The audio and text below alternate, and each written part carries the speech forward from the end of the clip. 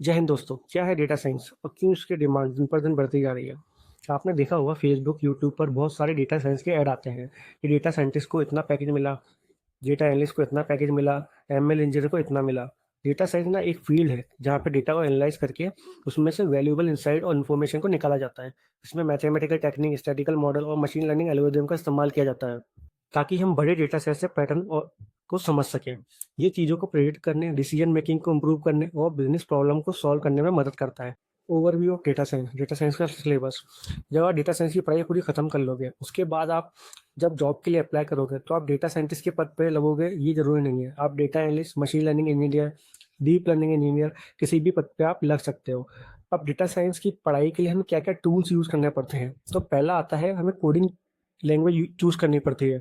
उसके लिए हम पाइथन या आर कोई भी चूज कर सकते हैं, तो हम पाइथन कोडिंग पे काम करेंगे क्योंकि पाइथन बहुत इजी लैंग्वेज होती है। उसके बाद आते हैं हम डेटाबेस पे। डेटाबेस के लिए हम माई एसक्यूएल का यूज़ करेंगे। फिर अलग अलग डेटा साइंस के लिए पाइथन की जो लाइब्रेरी होगी वो हम यूज़ करेंगे। तो डेटा साइंस के पहले चरण में हमें एक कोडिंग लैंग्वेज चूज़ करनी पड़ती है, तो हमने क्या किया था, पाइथन चूज़ किया था। पाइथन ईजी है और डेटा साइंस में सबसे ज़्यादा यूज़ की जाती है। Basic of Python. अब पाइथन के अंदर हमें वेरिएबल, डेटा टाइप, ऑपरेटर ये सब करने पड़ेंगे और ऑब्जेक्ट ओरिएंटेड प्रोग्रामिंग, लूप्स वगैरह। अब पाइथन की ये कुछ लाइब्रेरी होती हैं जो उसके अंदर इनबिल्ट होती हैं। अब जब हम डेटा साइंस में आगे बढ़ेंगे तो हमें वो लाइब्रेरीज को यूज़ करना पड़ेगा। पहली लाइब्रेरी कौन सी हो गई? नमपाई हो गई। Working with array and numerical data के लिए हम नमपाई को यूज़ करते हैं। पांडास को यूज़ करते हैं हम डेटा को मैनिपुलेट करने के लिए, डेटा को क्लीन करने के लिए, डेटा को एक्सट्रैक्ट करने के लिए और डेटा को एनालाइज करने के लिए। मैटप्लॉटलिब और सीवॉन जो लाइब्रेरी है उसका यूज़ किया जाता है डेटा को विजुअलाइजेशन करने के लिए। जैसे ग्राफ हो गए, आपके चार्ट हो गए, उसको बनाने के लिए हम ये यूज़ करते हैं। फिर आ गया साइकिट लर्निंग लाइब्रेरी। ये मशीन लर्निंग एल्गोरिदम बनाने में यूज़ की जाती है। अब आते हैं मॉड्यूल 3 डेटा रैंगलिंग में। डेटा रैंगलिंग का मतलब होता है कि डेटा को कलेक्ट करना। अब डेटा कलेक्ट क्या होता है, अलग अलग वेबसाइट से डेटा को कलेक्ट किया जाता है।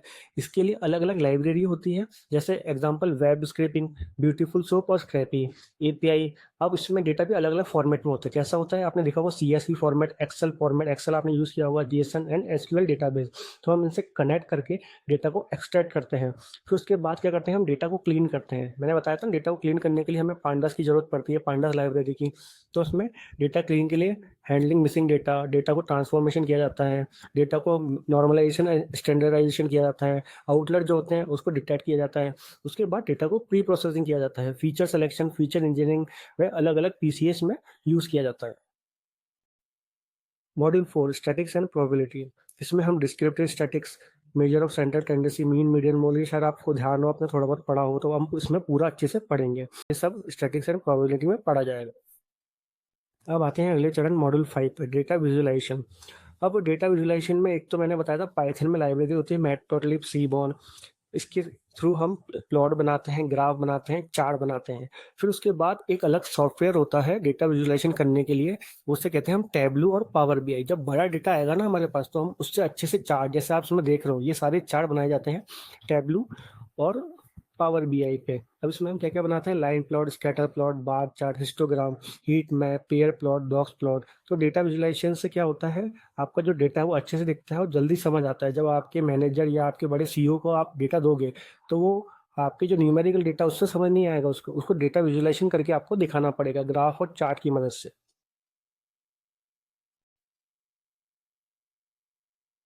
अगला चरण module 6 database and SQL. Database क्या होता है, जिसमें आपका सारा डेटा स्टोर होता है और उस डेटा से कनेक्ट करने के लिए आपको एक लैंग्वेज सीखनी पड़ती है, उसे कहते हैं माई एसक्यूएल। अब उस लैंग्वेज में क्या होता है, डेटा को कनेक्ट करके आपको उसमें डेटा को मैनिपुलेट करना, एग्रीगेट करना, रिट्रीव करना, ये सब डेटा में करना पड़ता है। अगला चरण मॉड्यूल 7 मशीन लर्निंग। अब मशीन लर्निंग को क्या दो भागों में बांटा गया है, सुपरवाइज लर्निंग और अनसुपरवाइज लर्निंग। फिर इसमें भी अलग अलग है regression model, classification model. Regression model में कौन कौन से मॉडल आते हैं? Linear regression, polynomial regression, Ryzen lasso regression. Classification में आते हैं logistic, decision tree, random forest, support vector, अलग अलग मॉडल आते हैं इसमें। अब मशीन लर्निंग का यूज़ कहाँ कहाँ होता है? देखो, रिकमेंडेशन सिस्टम होता है ना, उसको बनाने के लिए किया जाता है। जैसे नेटफ्लिक्स, अमेजोन में आपके पास अलग अलग रिकमेंडेशन आती है, टीवी की, फ्रिज की, या आप जो भी सर्च करते हो फिर वो आपके फेसबुक पे, इंस्टाग्राम पे दिखने लगता है। Image image and speech recognition में जैसे गूगल फोटो, सिरी, आपका क्या नाम है, अलग अलग, self driving car, financial fraud detection में, हेल्थ केयर में, तो इनके लिए हम मशीन लर्निंग एल्गोरिदम का यूज़ करते हैं। मशीन लर्निंग के बाद चलते हैं हम डीप लर्निंग पे। अगला चरण है हमारा मॉड्यूल 10 डीप लर्निंग पे।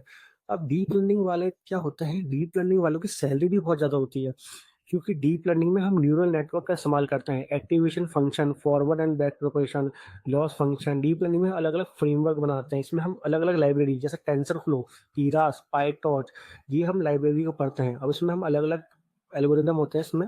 कन्वेंशन न्यूरल नेटवर्क हो गया आपका, आपका आरएनएन हो गया, आपका सीएनएन हो गया, ये सारे न्यूरल नेटवर्क हम पढ़ते हैं। फिर हम जनरेटिव मॉडल का निर्माण करते हैं।